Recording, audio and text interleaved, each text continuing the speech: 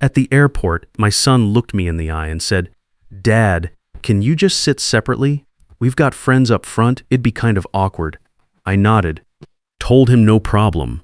What he didn't know, what none of them knew, was that I had paid for every single seat on that plane. My name is Carl Whitfield. I'm 57 years old, retired mechanical engineer, and I've been living alone in Columbus, Ohio for the past 2 years. The house is paid off. My wife Ruth and I made sure of that before she got sick. We were careful people, the kind who drove used trucks and brought lunch to work and didn't spend money we hadn't earned yet. When Ruth died, she left behind a clean house, a retirement account we'd built together over 30 years, and our son Gary. I thought Gary was the anchor. Turns out he was the hole in the boat. I worked the floor at an industrial manufacturing plant outside Columbus for 3 decades. Mechanical engineering, real work. The kind where you come home with grease under your fingernails and your back aches by Wednesday. I liked it. I was good at it. Ruth taught 2nd grade across town. We didn't need much, and we made sure what we had was ours. When I took early retirement at 55, we had a plan. Travel a little. Fix up the back porch. Take that drive out to Montana we'd been talking about for 15 years. Ruth died before we could do any of it. Gary is 33. He was a sales manager at a commercial real estate firm in Hartford. I say was for reasons I'll get to. His wife, Diane, doesn't hold a regular job. She calls herself a lifestyle influencer, which as far as I can tell means she photographs expensive things and posts them on the internet. They have one daughter, Lily, who is 13 years old, and the only person in that household who never once made me feel like a dollar sign. After the funeral, Gary drove down from Hartford and sat at my kitchen table and said, "Dad, let me help you handle the finances for a while. Bills, transfers, just until you're back on your feet." I was 55 years old and grieving, and I didn't think clearly enough to ask the right questions. I signed a limited power of attorney and handed my son access to 30 years of work. That was the mistake, not the only one, but the one everything else grew out of. The first request came about 6 weeks later. Gary called on a Tuesday night and said the roof on my house needed an inspection and the contractor required upfront payment, $4,200. He'd take care of scheduling it, just needed me to approve the transfer. I approved it. I never saw a contractor. I never thought to ask for the receipt. Then came $14,500 for Lily's private school tuition, just until our cash frees up, Dad. The school won't hold her spot. Then $22,000 for an urgent repair on their home in Hartford that I also never saw documentation for. Then the one that should have stopped me cold, $38,000 for a real estate investment opportunity. Gary walked me through it on the phone like he was doing me a favor. Guaranteed returns, I've seen the numbers. This is exactly the kind of thing you should be in on. I wired the money. Each time he promised to pay me back when the deal closed, when the bonus came, when things settled. Things never settled. The money never came back. Meanwhile, Diane was posting photos from a beach resort in the Maldives. A new Range Rover appeared in their driveway. Their kitchen got torn out and rebuilt from scratch. I saw it on her social media before I had the sense to stop looking. Marble countertops. A professional range that cost more than my first car. And whenever the topic of money came up around family, Diane would say something like, "Gary's dad has been so generous. He just loves supporting us, like I was a patron. Like I was some old man writing checks because I had nothing better to do with my time. I didn't see it clearly, not yet. That's the hardest part to admit." Gary's 35th birthday was in December. He was putting together a group trip to Las Vegas, friends, a resort, a few days out there. He called and said I should come. I thought that meant something. I booked my own ticket economy window seat, like I always do, packed a bag, and drove to Columbus Airport feeling better than I had in months. My son wanted me there. That still mattered to me. I found him near the premium check-in counter. Diane was beside him in sunglasses. A group of their friends stood nearby, loud and easy with each other, everyone on their phones. Gary walked over when he saw me. He had an expression I recognized but couldn't name right away. The look of a man who's about to say something uncomfortable and has already decided how to do it. "Hey, Dad." He lowered his voice. "Listen, we've got the whole group flying together up front, business class. It's kind of a whole thing." He paused, then finished it. "Can you just sit in coach? It'd be a little awkward with you up there." I said, "Okay, I don't know why. 30 years of keeping things smooth, I suppose." "You don't unlearn that overnight." He patted my shoulder the way you pat a dog and walked back to his group. I watched him lean into Diane and say something.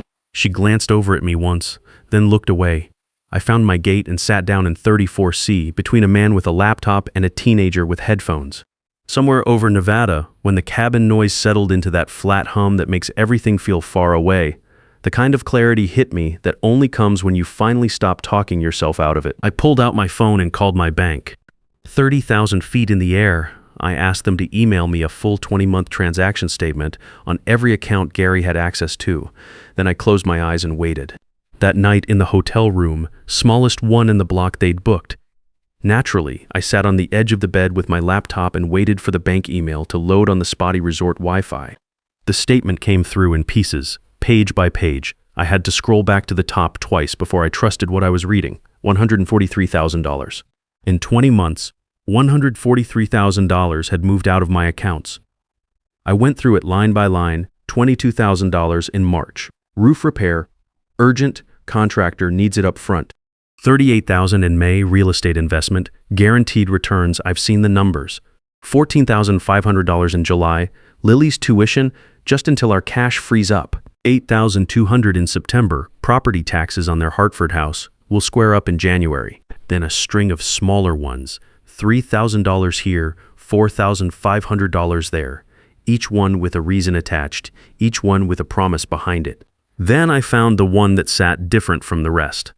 $6,800 charged to the joint card 6 days ago. I looked it up. 4 business class tickets, round trip, Columbus to Las Vegas.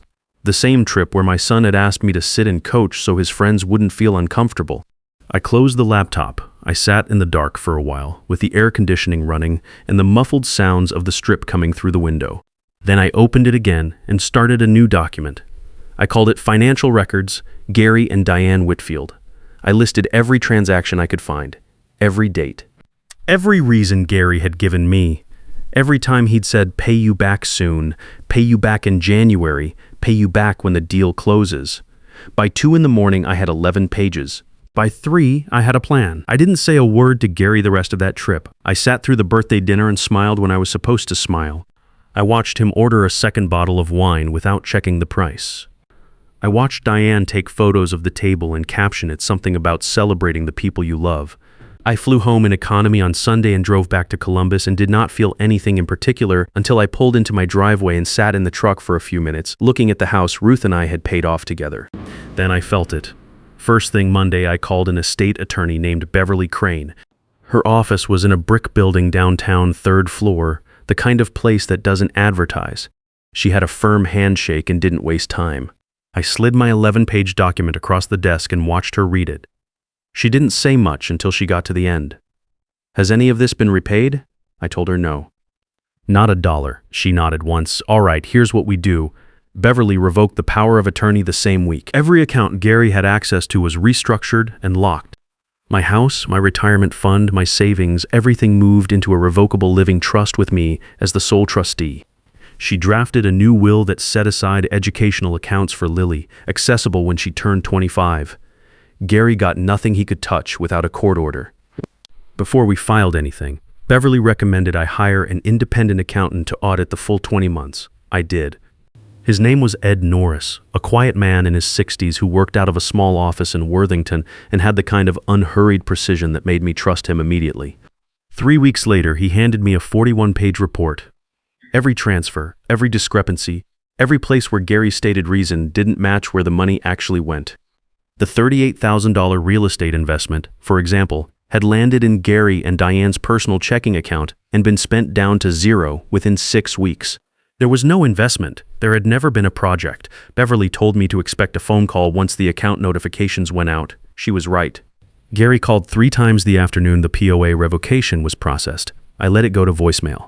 I listened to the messages that evening, sitting at the kitchen table with a cup of coffee. The first one was confused. The second one was frustrated. The third one said, "Dad, I don't know what's going on, but you need to call me back. This is serious." I thought about Ruth, about the way she used to say that serious was a word people reached for when they meant inconvenient. I called Gary back the following Wednesday. I kept it easy. How are things? How's Diane? How's Lily doing in school? Then I worked the conversation toward the real estate deal. I let him explain it to me again. He walked right through it. Comfortable, no hesitation, the whole pitch. The project, the timeline, the expected return. He had no reason to think anything had changed. What he didn't know was that Ohio is a one-party consent state. I had been recording from the moment he picked up. When I played it back afterward, I added 2 more pages to Ed's report. Gary, on record describing in detail a real estate project that did not exist, money that had gone somewhere other than where he said it went, returns that were never coming because there was nothing to return from. The file was now 43 pages. Beverly called it the cleanest documentation she'd seen in a case like this. I didn't feel proud of it. I just felt like a man who had finally started paying attention. Beverly warned me that Gary would escalate once he understood the accounts were fully locked and the POA was gone for good. She said the next move in situations like this was usually an attempt to establish that the parent wasn't mentally competent.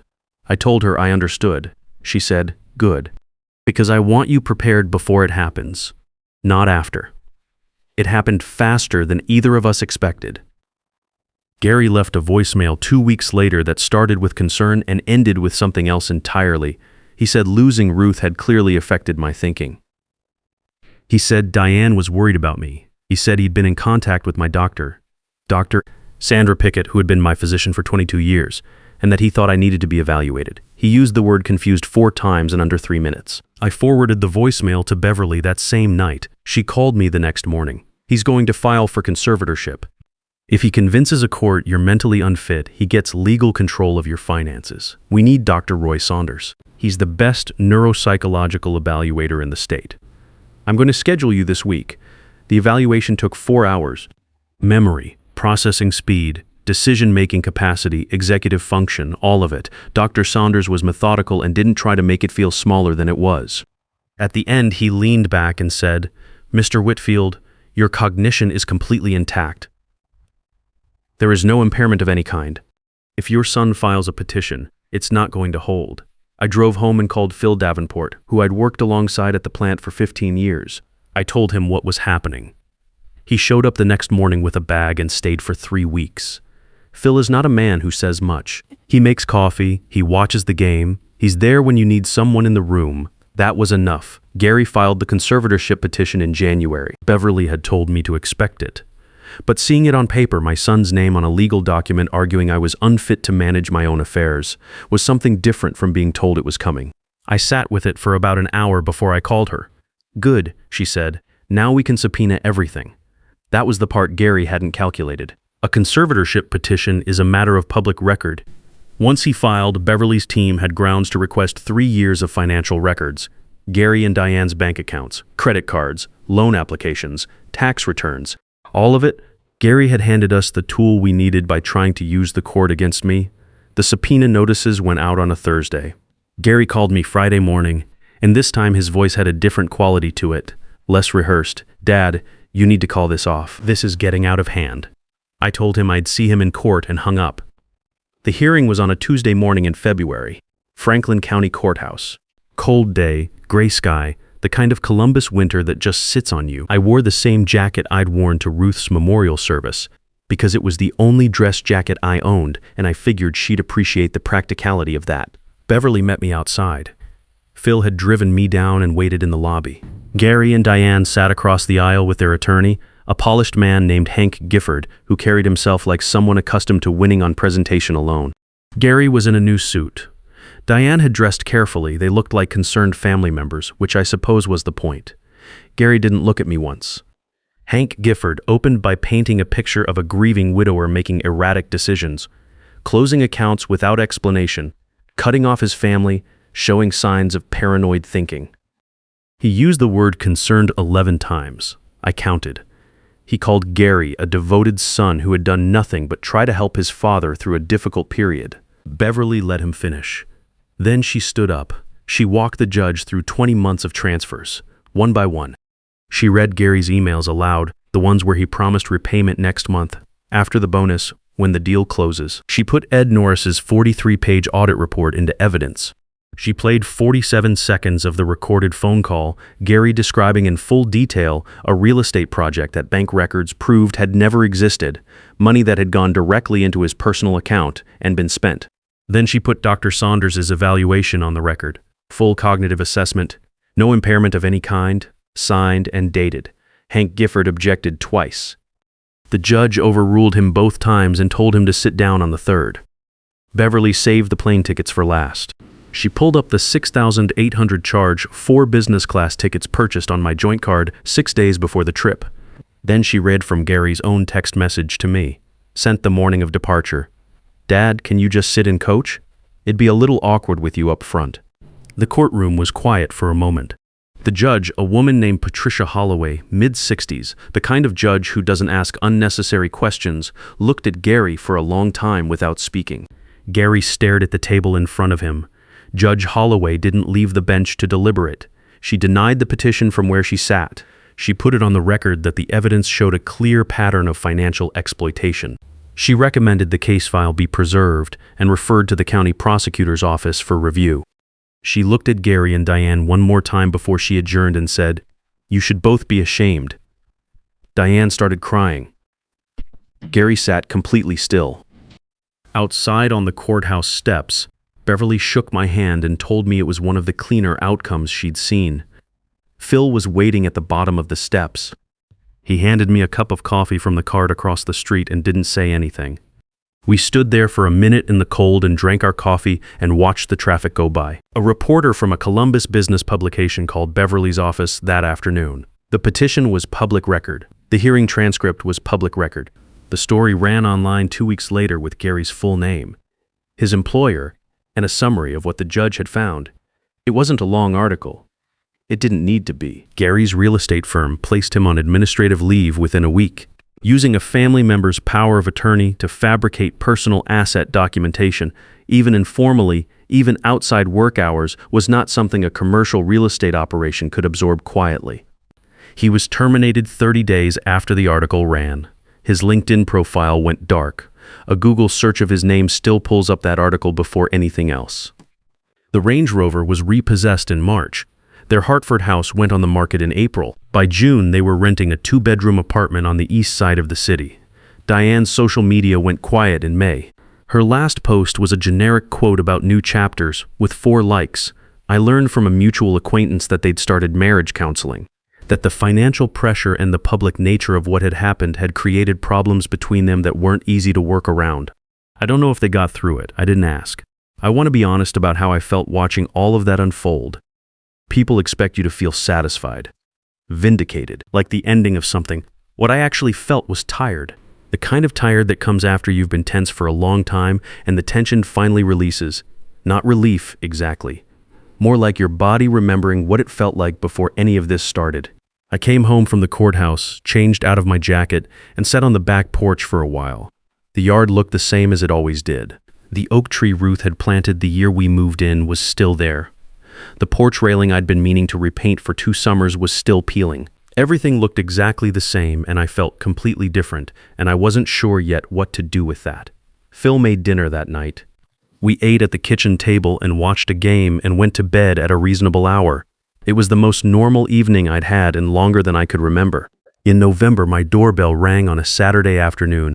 I looked through the front window and saw Lily standing on the porch alone, backpack on, hands in her coat pockets. I opened the door before she could knock a second time. She looked up at me and said, "Grandpa, I took the bus. Mom doesn't know I'm here." She paused for a second. I read the court documents online. I know what happened, and I know Dad was wrong. I stepped back and let her in. I didn't say anything about Gary. I didn't need to, and I wasn't going to. I just put the kettle on and pulled out the box of photos I kept on the shelf in the living room, the ones from before Gary was born, from when Ruth and I were still young and didn't know yet how things would go. Lily sat at the kitchen table with her hot chocolate and went through them one by one, asking questions about each one. Who's that? Where was this taken? What was Grandma like when she was my age? We talked for 3 hours. She told me she wanted to be a writer someday. I told her Ruth had kept a journal her whole life and that I still had every one of them in a box in the bedroom closet. Lily asked if she could read them someday. I told her yes. When it was time to go, I drove her home myself. Diane answered the door. She looked at me, looked at Lily, and didn't say much. I told her Lily had come on her own and that I'd always bring her home safe. She nodded. That was the whole conversation. 3 days later, a letter arrived in Gary's handwriting. Plain white envelope, no return address. He wrote that he knew I probably wouldn't read it, but that he needed to write it anyway. He said I had been right about everything, that he had used me, that he had looked at his own father and seen a balance sheet instead of a person. He said losing the job, losing the house, losing the life they'd built on money that wasn't theirs, he said it was the first time he'd understood what he had actually done to me. He wasn't asking for anything. He just needed me to know he was sorry. I read it twice. I put it in the drawer with the last birthday card Ruth ever gave me.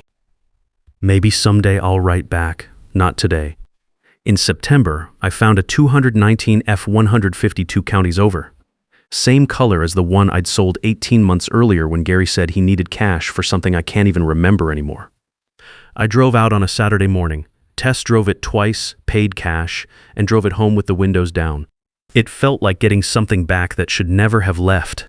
I joined a woodworking club at the rec center that same month. Tuesday nights, a group of older guys, most of them retired. We build things, shelves, small furniture, nothing complicated, and we talk about nothing important and drink bad coffee out of a communal pot. It's the best part of my week, and I mean that without any irony. In October, I drove to Montana alone. Ruth and I had been planning that trip since our late 30s. We mapped out the route once on a paper atlas at the kitchen table, and she bookmarked a place to stay near Glacier. I used her bookmark. I took the route we'd mapped. I got there on a Thursday evening and sat on the porch of that place as the sun went down behind the mountains, and I had a cup of coffee, and I talked to her for a while. Not out loud, just in the way you talk to someone when they're not there anymore but you haven't stopped. It wasn't sad. That surprised me. It felt like finishing something that had been left open too long. Lily calls me every Sunday now. She tells me about school, about a story she's working on, about things that bother her and things that don't. Last week she asked me what Grandma Ruth's favorite book was. I told her. She said she was going to read it. I believe her. I don't know where Gary is with things. I don't follow it. He made his choices and he's living inside them now, same as the rest of us. I don't feel angry about it anymore. I don't feel much of anything about it, which I think is probably where you're supposed to end up. Here's what I know that I didn't know 2 years ago. Grief makes you soft in exactly the wrong places. When you lose someone you built your whole life alongside, you reach for whatever's left. If what's left is a son who's learned to use that against you, you won't see it coming, not at first. Not until the number gets big enough that you can't explain it away anymore. Signing something over because it's easier than saying no, that's not love. That's not generosity. That's just fear with a different name on it. I spent 30 years building something solid. I almost let it disappear one wire transfer at a time because I didn't want to believe what was right in front of me. The day I sat in that hotel room in Las Vegas at 1 a.m. and pulled up that bank statement was the day I stopped explaining things away and started paying attention.